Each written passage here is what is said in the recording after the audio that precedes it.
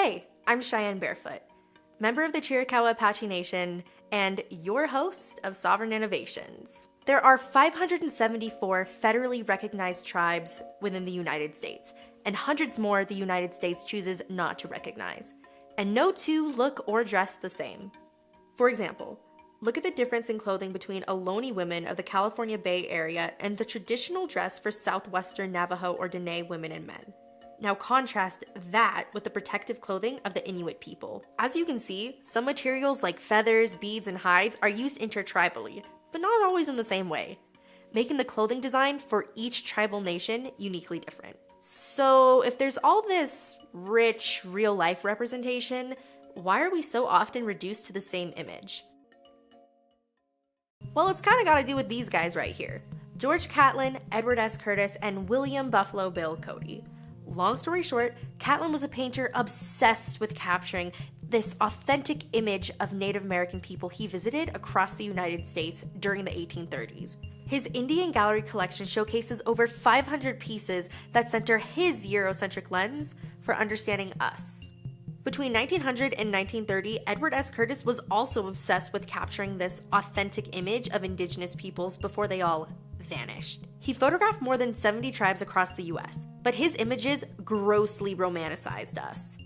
He staged scenes and mismatched cultural items between tribes to fit the story he wanted to make. Buffalo Bill's Wild West shows are another inaccurate depiction of indigenous people. He showcased us as violent instigators when really, we were the ones undergoing genocide. So it's thanks in part to these guys that these one-dimensional and misleading images of indigenous people have proliferated so widely. The content was assumed to be factual rather than what it is, a performance, or only half of the story. To date, they've informed millions of people about what we are and what we should look like. And many non-indigenous people today are still obsessed with consuming the authentic indigenous cultures they've been fascinated by for centuries, no matter how fabricated it is. Which brings us back to fashion.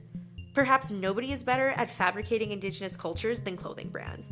Companies frequently appropriate cultural iconography, hairstyles, motifs, prints, and designs, you name it, and they've stolen it to reproduce something that's mid at best. From people wearing Plains Tribes war bonnets at music festivals, to that George Lucas guy taking inspiration from the Hopi women's squash blossom hairstyle for Princess Leia's space buns, to the popular Minnetonka moccasins those hipsters wear, and of course, Halloween costumes for every person who wants to be us but doesn't want to put in the effort to understand us. Oftentimes, indigenous communities don't receive credit or compensation despite being the key inspiration for these brands. Elias Not Afraid, an Apsaloka beater and fashion designer who's had his work featured at the Santa Fe Indian Market and recently on the cover of British Vogue, shared with me his experience of non-native companies attempting to replicate his work. Yeah, it's disheartening because now what I've noticed was, well, this is actually something that happened just recently. A company out in India reached out to me and was trying to ask me permission to use my beadwork designs so they could do replicas of it using beadwork because they know they're teaching themselves how to bead and they're going to try to sell it for cheap. Elias isn't the only one with an opinion on the cultural appropriation of indigenous items. Joey Montoya, a member of the Lipan Apache Nation and CEO and founder of indigenous clothing brand Urban Native Era, shared his perspective on the decades-old issue. And I think those folks that are appropriating are not truly connected to who they are. They tend to look at other things that are connected, that have this meaning and purpose to it, and meaning and purpose that's rooted in thousands of years of learning, of ceremonies and all these things they're not just if we didn't just create this 500 years ago, like the US was created, we've been developing our culture and who we are as indigenous people for so many years. So it's deeply rooted in the world. At a glance, you might think it's humorous or not a big deal, but it's actually more harmful than you might think. A lot of the elements in indigenous clothing, like regalia and ceremonial dress, hold significant value and purpose. And when brands exploit that for the purpose of trendy fashion and capitalism, it can be incredibly offensive and inappropriate because they're disregarding that value and also ignoring some of the historical trauma we've undergone. But we haven't taken this nonsense sitting down. Oh no, Indigenous communities have been outspoken against cultural appropriation for at least the past 8 decades.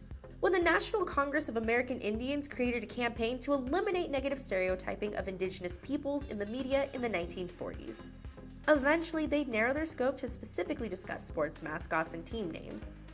Their overarching argument, simply put, is that the racist names and co-opting of iconography was incredibly offensive and hinged on untrue assumptions about Indigenous peoples. But they weren't the only ones in our communities who were trying to do something about the ways people were perceiving us. Indigenous fashion designers are pushing back against the myth of the monolithic Indian with their innovative styles that often blend traditional Indigenous designs with a reinvented modern twist. If our ancestors were here currently, what would they be designing? What resources would they be using to really create, what they want to wear and what they see as of importance, and what also will change too, because I believe, our ancestors adapted to the environments and used those resources, and they would have done the same thing if they were placed in this time or in the future. They would have done that same thing of just really observing the world again and really figuring out what we should be wearing, what needs to change and shift. Of course, the design process varies from person to person. Ty Lodgepole, a Navajo fashion designer of Homeland and member of Indigenous Enterprise, is creating designs that reference his traditional upbringing. A lot of people's mood boards are our people, which is kind of crazy. So it's like, why not do the same, but in a respectful, tasteful way? What you would see, old pictures of, our, ancestors, the Navajos, and also, let's say, Apaches. That's really like a cut off, almost capri jort. And in my mind, that's it's super dope to see, because jorts are like a poppin' thing right now, is making its little comeback, and that kind of resonates to everybody. But little do they know, once you peel back the layers of it just looking cool, there's a reference point, there's a story behind it. If we stay repeating the same designs that are in collections and museums and stuff, we're basically just being held back in the past. Remixing and adapting is such a huge part of Indigenous fashion in order to really tap into the full range of expression.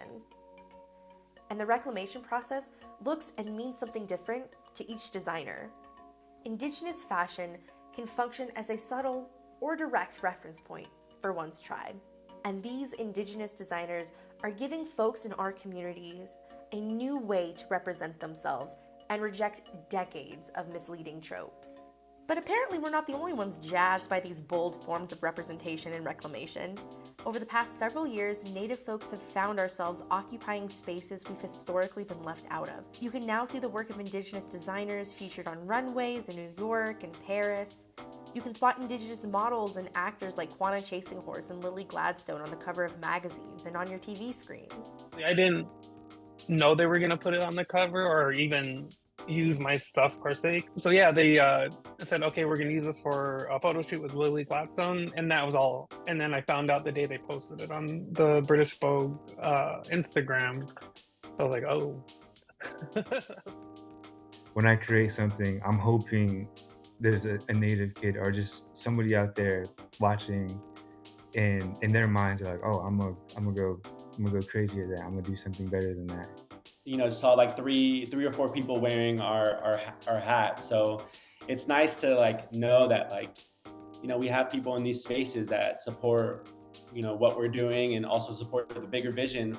It's taken decades of individual and collective action to get to where we are now. And although Indigenous representation has come such a long way, many Indigenous folks feel the work isn't over.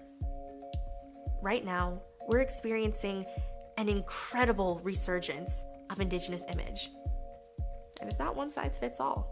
As a reconnecting urban Native, all of these options make me feel seen, and they give me choices so I don't feel pressured to fit in with dominant Western culture. I can be outspoken with my clothing expression and unapologetically me, whatever that looks like. Now I want to hear from you. How are your choices centering you while also honoring your traditions. See ya in the comments.